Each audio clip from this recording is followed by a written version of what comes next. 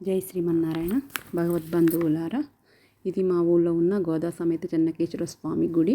ఈ ధనుర్మాస సందర్భంగా 7వ రోజు ధనుర్మాస పారాయణం జరుగుతుంది, తిరుప్పావై పారాయణం జరుగుతుంది. చూడండి, ఇక్కడ మా అయ్యగారు వాళ్ళు గోదమ్మకు వెండి చిలకను చేయించారు. చిలక పూజ జరుగుతుంది. ఆ పూజ అనంతరం అమ్మవారిని గర్భగుడిలో నుంచి బయటకు తెచ్చి చిలకను అమ్మవారికి అలంకరించి అష్టోత్తర శతనామావళి, మళ్ళీ తిరుప్పావై పారాయణం.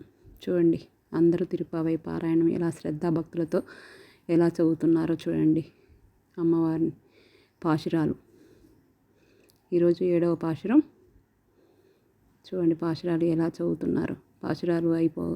పాశురాలు పూర్తి కాగానే అమ్మవారికి మంగళశాసనం తర్వాత తీర్థ ప్రసాదాలు.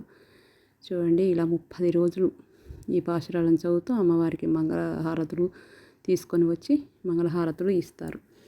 ఇలా 30 రోజులు జరుగుతూనే ఉంటుంది పూజ.